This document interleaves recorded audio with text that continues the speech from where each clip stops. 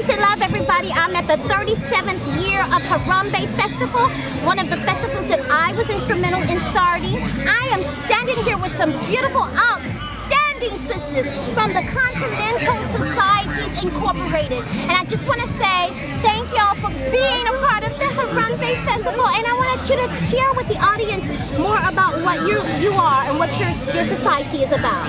We're an international organization of women around the country, and we work with children.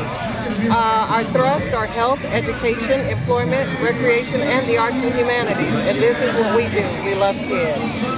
Wow, we're taking this all over the world. Yes. That's right, one child at a time.